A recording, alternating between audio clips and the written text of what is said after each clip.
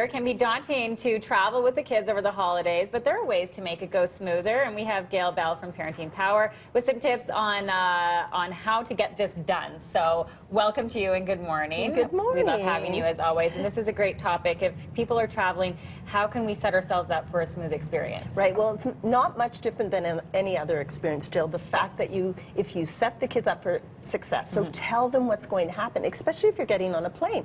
Many children have flown. It's not that abnormal. Thank you anymore. But tell them, there may be long lines, so you have to have your patience and tell them what they can take and what they can't take and how the process is going to be and that they have to go through security. So the more you can tell kids, the better they'll be able to cooperate and know what's happening. Yeah, so when you're in the thick of it, you're not doing the disciplining when exactly. You're in line. And with older kids, we were traveling just lately and I saw, a dad getting quite upset with his son because he was trying to talk to him and the son was on his phone and he's like, would you put that thing away? Right. And I was like, oh, because I'm not sure the child had heard that before. And the dad's trying hard and the kids trying hard, but if during security you don't want the child's phone out, say your phone is in your backpack until we get on the plane, because I also heard you're going to lose that, put that away, you're going to lose that. Right. So but it is actually against the rules. Okay, and speaking of distractions,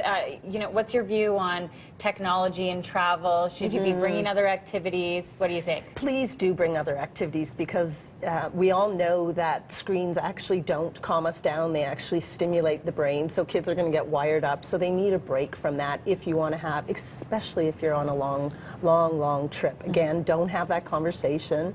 Turn that screen off. You've been on it already for 2 hours. Right. Here's when you can have it. Here's what we can do otherwise. Kids love to talk to their parents, so parents, get off your screen and talk to your kids when you're sitting beside them in an airplane and play some games. Play X and O's, play card games, color with them.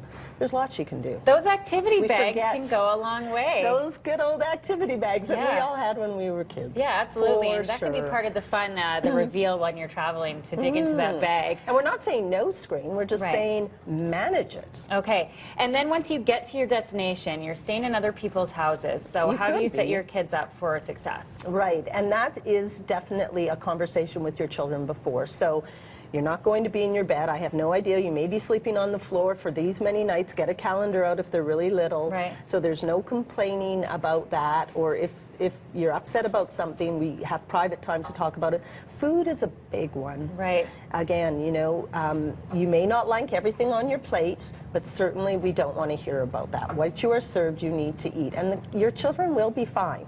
So if you've been short order cooking for your children, that's a parent responsibility. Your kids can manage to eat what's put in front of them. Yeah, they might not eat it all, they might not eat everything, but it's just ill-mannered to talk. I don't eat that, I don't like that. So role model even a little at home, talk about it. I like what you said in the commercial break. Manners are not old-fashioned. Manners are not old-fashioned, and it is a parent's job, responsibility, and privilege to teach their children that. Okay. So take some time. Make sure your children know about manners. Presents, if they're going to be getting presents. Pretty embarrassing for parents and the host if they're like, ooh, I didn't want that present. Right. But lots of times, if kids haven't been told, that may be the first thing that blurts out of their mouth. So you don't have to say, I love this present, because they may not. Thank you for the present. Thank you. Be gracious. Be gracious. Okay, all of these things. Thank you cards aren't old-fashioned either. Is that right? Do you That's encourage right. thank you cards? Absolutely. People love getting handwritten notes. And are you in no phone zone when you're at companies?